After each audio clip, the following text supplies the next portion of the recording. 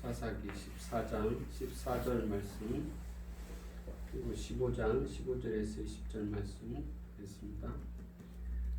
삼손이 그들에게 이르되 먹는 자에게서 먹는 것이 나오고 강한 자에게서 단 것이 나왔느니라 하니라. 그들이 사흘이 되어 뒤도록 수수께끼를 풀지 못하더라. 15장 15절에서 20절까지. 삼손이 나귀의 새 턱뼈를 보고 손을 내밀어 집어들고 그것으로 1000명을 죽이고 이르되 나귀의 턱뼈로 한 더미 두 더미를 쌓았으며 나귀의 턱뼈로 내가 1000명을 죽였도다 하니라. 그가 말을 마치고 턱뼈를 자기 손에서 내던지고 그곳을 라맛네이라 이름하였더라. 삼손이 심히 목이 말라 여호와께 부르짖어 이르되 주께서 종의 손을 통하여 이 구원을 베푸셨사오나 내가 이제 목말라 죽어서 할례 받지 못한 자들의 손에 떨어지게 했나이다 하니 하나님이 레이에서 한 우묵한 곳을 터뜨리시니 거기서 물이 솟아나오는지라. 삼손이 그것을 마시고 정신이 회복되어 소생하니 그러므로 그 샘 이름을 에나꼬레라 불렀으며 그 샘이 오늘까지 레이에 있더라. 블레셋 사람 때에 삼손이 이스라엘의 사사로 20년 동안 지냈더라. 아멘.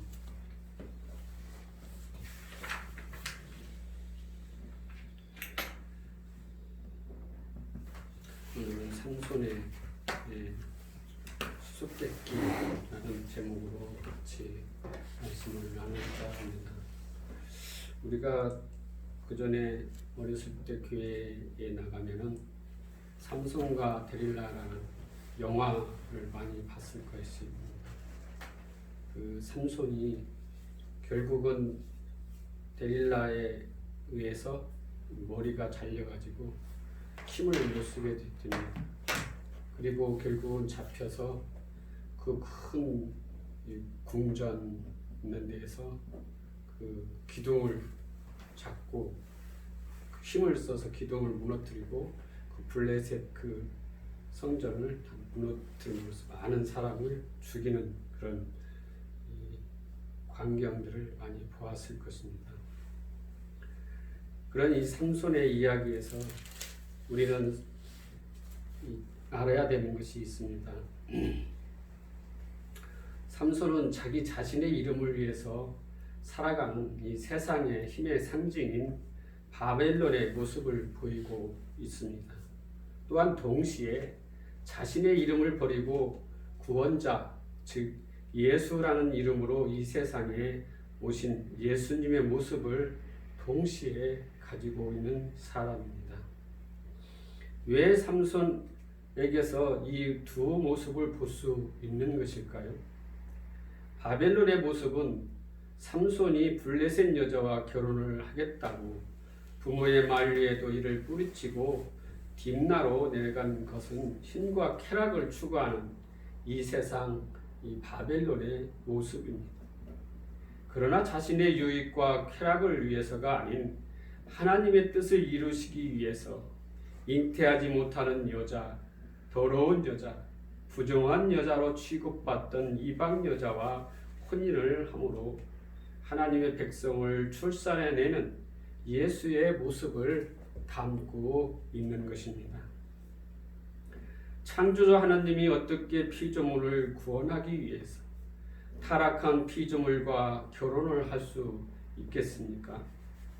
그것도 자기의 목숨을 내어놓고 어떻게 강한 자가 약한 자를 위해 자신의 목숨을 내어놓고 죽어서 그 속에서 생명을 탄생시키십니까? 그것은 힘의 원리, 세상의 원리에서 도저히 이해할 수 없는 비밀인 것입니다. 그래서 삼손의 혼인 이야기 바로 뒤에 아무도 풀 수 없는 이 수수께끼 이야기가 나오는 것입니다. 그 수수께끼는 이러합니다. 이 세상에서 가장 강한 짐승이라고 여겨졌던 어린 사자가 등장하지요. 어린 사자는 고양이만한 갓 태어난 이 사자를 말하는 것이 아닙니다. 그 말은 힘없는 늙은 사자에 대조되는 힘있는 젊은 사자라는 뜻입니다. 그 사자가 사사에게서 맞아 죽습니다. 그런데 그 속에서 달디단 꿀이 창조된 것입니다. 그 꿀이 잉태하지 못하는 마누아와 삼손의 어머니에게 먹여지는 것이지요. 그 꿀을 먹은 삼손이 그 사실을 퀴즈로 만들어서 블레셋 사람들에게 내어놓고 있는 것입니다. 오늘 본문 말씀에 삼손이 그들에게 이르되 먹는 자에게서 먹는 것이 나오고 강한 자에게서 단 것이 나왔느니라 하니라. 그들이 사흘이 되도록 수수께끼를 풀지 못하였더라. 누가 이런 수수께끼를 풀 수 있을까요? 이것은 현장을 경험한 사람만이 알 수 있는 것입니다. 이것은 삼손의 이야기이므로 다른 이들은 알 수가 없는 것이지요. 그런데 그 내용이 무엇이냐면은 먹는 자에게서 먹는 것이 나오고 강한 자에게서 단 것이 나온다는 말입니다. 여기에서 먹는 자, 강한 자는 사자를 말하고 먹는 것, 단 것은 꿀을 가리키고 있습니다. 먹는 자, 강한 자는 히브리 사람들에게 있어서는 승리자, 힘있는 자를 가리킬 때 쓰는 말이었습니다. 그리고 먹는 것, 단 것은 사람의 생명을 존재케 하고 유지케 하는 생명의 근원을 가리키고 있는 것이지요. 이 생명의 근원을 블레셋 사람들에게 던져지고 있는 것입니다. 당시 블레셋은 힘을 추구하고 하나님을 배반하고 우상에게로 달려갔던 이스라엘을 모형하고 있는 것입니다. 하나님은 항상 대적들을 들어서 이스라엘의 정체를 폭로시키고 그 대적들을 멸해 버리심으로 하나님께서 이스라엘에게 어떻게 행하는지를 잊지 말아야 하는 것을 보여주고 있는 것입니다. 삼손이 블레셋 사람들에게 이 수수께끼를 던지고 있는 것은 블레셋아, 지금 너희들이 승리한 것 같고 강한 자인 것 같지만은 너희들은 먹히는 자가 되고 말 거야 하고 경고하고 있는 것이지요. 물론 삼손의 머리에서 나온 삼손의 경고가 아니라 하나님의 경고인 것입니다. 그리고 이 수수께끼는 성도들에게 이 세상의 힘을 사용하여 강한 자로 살고자 하는 죄인들에게 옛사람을 죽이고 그 속에서 생명을 탄생시킬 것이라는 것을 말씀하고 있는 것입니다. 이 세상 사람들은 감히 상상할 수도 없는 하늘의 사자인 내 아들을 죽여서 그 아들의 죽음으로 단 것을 만들어 너희들에게 먹일 것이다. 이게 바로 수수께끼 안에 들어있는 내용인 것입니다.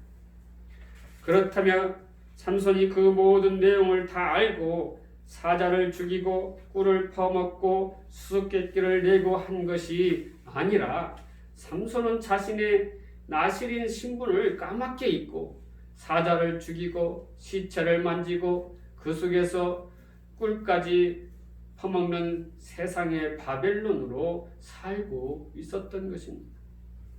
그런 삼손을 하나님께서 서서히 죽여가시는 것입니다. 그리고 결국 눈까지 뽑아버리시고 우상의 신전과 함께 그를 저주의 땅에 묻어 버리시는 것입니다. 거기에서 삼손이 진짜 삶을 얻는 것입니다. 그것이 바로 구원이라고 하는 것이지요.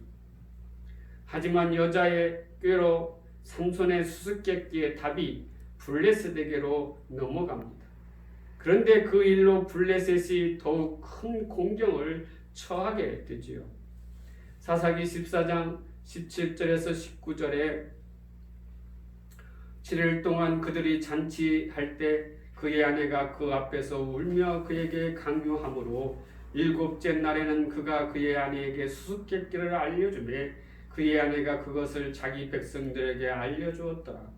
7째 날 해 지기 전에 성읍 사람들이 삼손에게 이르되 무엇이 꿀보다 달겠으며 무엇이 사자보다 강하겠느냐 한지라. 삼손이 그들에게 이르되 너희가 내 암송아지로 밭 갈지 아니하였더라면 내 수수께끼를 능히 풀지 못하였으리라 하니라. 여호와의 영이 삼손에게 갑자기 임하시매 삼손이 아소글론에 내려가서 그곳 사람 30명을 쳐 죽이고 노략하여 수수께끼 푼 자들에게 옷을 주고 심히 노하여 그의 아버지 집으로 올라갔고. 오늘 이 말씀을 보면은 하나님의 말씀은 즉 계시는 지식으로 정보로 그 진리를 알 수 있는 것이 아니라는 것입니다. 심지어 과학적으로 증명을 해낸다 해도 그것으로 하나님의 하시는 그 일을, 그 십자가를 이해한다는 것은 절대로 불가능한 것입니다. 복음은 하나님의 성령에 의해 마음에 새겨져야 이해가 가능한 것입니다. 그래서 요한복음 14장 26절에 보혜사 곧 하나님 아버지께서 내 이름으로 보내실 성령 그가 너희에게 모든 것을 가르치고 내가 너희에게 말한 모든 것을 생각나게 하리라 말씀하고 있죠. 이처럼 성령이 오셔서 성도들을 가르치고 복음을 생각나게 하셔야 이 복음이 성경이 이해가 된다는 것입니다. 그런데 오늘 본문에서 성령을 받은 자는 삼손밖에 없습니다. 그러기에 삼손만이 복음을 이해할 수 있는 것이지요. 다른 이는 복음의 진리를 이해할 수가 없는 것입니다. 그러므로 자신들이 예수를 믿는다고 하고 하나님의 일을 하고 있다고 착각하는 자들이 있는데 그들이 바로 사단의 휘라고 하는 것은 블레셋을 도륙사건에서 보여주고 있는 것입니다. 계시록 2장 9절에 내가 내 환난과 궁핍을 알거니와 실상은 내가 부유한 자니라 자칭 유대인이라 하는 자들의 비방도 알거니와 실상은 유대인이 아니요 사탄의 휘당이라. 하나님께서 선택하지도 않은 자들이 예수를 알고 하나님을 알고 복음을 안다고 하면서 열심히 정성도 쏟고 한다는 것입니다. 말씀처럼 자신은 구원받은 유대인이라고 하지만 그들은 유대인이 아니고 오히려 사탄의 휘당이라는 것이죠. 그리고 마태복음 7장에서는 하나님의 이름을 부르는 마귀 즉 사탄이라는 사람들이 나오고 있습니다. 마태복음 7장 21, 23절에 나더러 주여 주여 하는 자마다 다 천국에 들어갈 것이 아니요 다만 하늘에 계신 내 아버지의 뜻대로 행하는 자라야 들어가리라.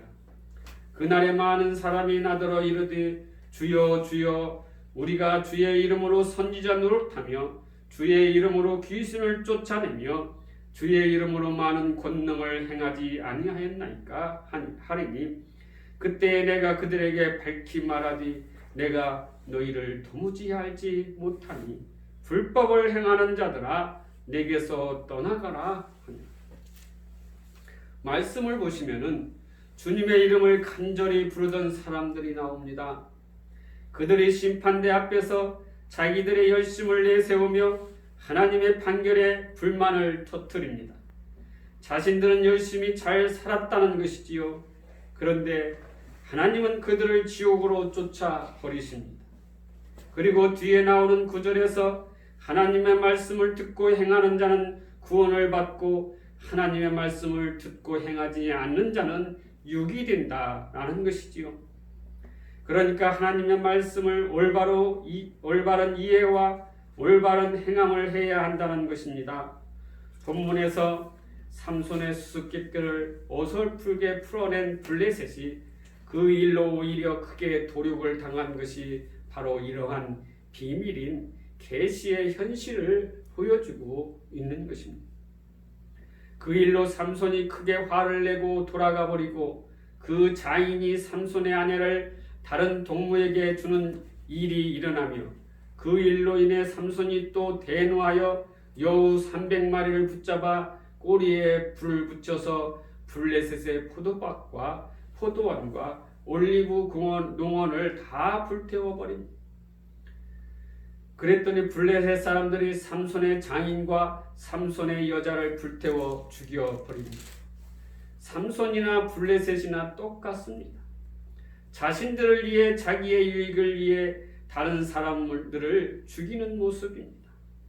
삼손의 수수께끼는 분명 강한 자, 먹는 자는 멸망을 하고 그 속에서 생명이 나와야 한다는 것을 메시지로 담고 있는 것인데, 삼손이나 블레셋이나 모두 강한 자, 승리자가 되고자 하고 또한 자신의 이름을 내기 위해 상대에게 해를 가하고 있는 모습인 것입니다. 이것은 삼손이나 블레셋이나 그 둘 안에 패역한 이스라엘이 들어있는 것입니다. 또한 이러한 모습들이 우리의 모습이기도 한 것입니다. 우리 또한 강한 자가 되기 위해 수단과 방법을 가리지 않고 자신의 이름을 내려고 열심히 노력하고 있지요. 그래서 사람은 죽어서 이름을 남긴다는 속담도 있지 않습니까? 이것이 우리들의 진리의 모습인 것입니다. 삼손은 성경의 독자인 교회를 위해 메시아의 역할을 하고 있을 뿐입니다. 그리고 블레셋은 마귀의 역할을 하고 있을 뿐이지요. 서로 각자의 역할을 하고 있는 것입니다. 삼손이 뭐가 잘나서 메시아의 역할을 하고 있는 것이 아닙니다. 삼손도 블레셋과 다를 바가 없는 자지만 하나님의 은혜를 입어 믿음을 선물로 받아 이 역사 속에서 육적 자아의 죽음을 경험하고 하늘의 존재로 다시 살게 되는 것뿐입니다. 그도 하나님의 은혜가 아니면 죽을 수밖에 없는 죽은 흙에 불과한 것입니다. 그래서 오늘 본문을 보시면 삼손이 하나님의 대적 역할을 하고 블레셋을 새 나귀 턱뼈로 1000명이나 죽이고 자신도 죽을 지경에 처하게 되는 것입니다. 사사기 15장 16절 18절에 이르되 나귀의 턱뼈로 한 더미 두 더미를 쌓았으며 나귀의 턱뼈로 내가 1000명을 죽였도다 하니라. 그가 말을 마치고 턱뼈를 자기 손에서 던지고 그곳을 나맛레이라 이름하였더라. 삼손이 심히 목이 말라 여호와 앞에 부르짖어 이르되 주께서 종의 손을 통하여 이 큰 구원을 베푸셨사오나 내가 이제 목말라 죽어서 할례 받지 못한 자들의 손에 떨어지겠나이다 하니, 삼손이 나귀 턱뼈로 블레셋 사람 1000명이나 죽이지요. 성경에서는 1000이라는 숫자는 항상 완전수를 의미하고 있습니다. 그래서 삼손이 블레셋을 완전히 멸망시킨 것입니다. 메시아가 하시는 그 일이지요. 그런데 삼손이 이 모든 일을 자신의 힘으로 한 사람처럼 자기가 블레셋과 결전을 한 곳을 나만네이라고 이름을 짓고 있습니다. 나만네이라는 말은 턱뼈의 동산이라는 뜻입니다. 내가 나귀 턱뼈로 이런 전과를 세웠다는 것이지요. 역시 자기의 이름을 자랑스러워하는 바벨론의 모습입니다. 그러나 그의 모든 것은 전부 하나님의 영의 권능에 의한 것이지요. 사사기 15장 14절에 삼손이 네이의 이름에 블레셋 사람들이 그에게 마주 나가며 소리 지를 때 여호와의 영이 삼손에게 갑자기 임하심에 그의 팔 위에 밧줄이 불탄 산과 같이 그의 결박되었던 손에서 떨어지지라. 이 말씀처럼 하나님의 영이 임하지 않은 삼손은 밧줄 하나도 끊어내지 못하는 초라한 모습이었습니다. 그러나 하나님의 영이 임하자 그 밧줄이 불탄 산처럼 떨어져 내린 것입니다. 그리고는 그 힘으로 블레셋과 싸웠던 것입니다. 그러므로 삼손은 하나님의 영이 임할 때 능력이 나가는 것이지 자신의 힘으로 행한 것이 아닌 것입니다. 오직 하나님의 영이 임해야 구원이 이루어지는 것입니다. 즉 성령을 받아야 하나님의 사람이 될 수 있고 하나님의 일을 할 수 있다는 것이지요. 저와 여러분은 성령의 도움으로 하나님의 성도가 되시기를 주님의 이름으로 축원합니다. 기도하겠습니다. 사랑의 아버지 하나님, 은혜를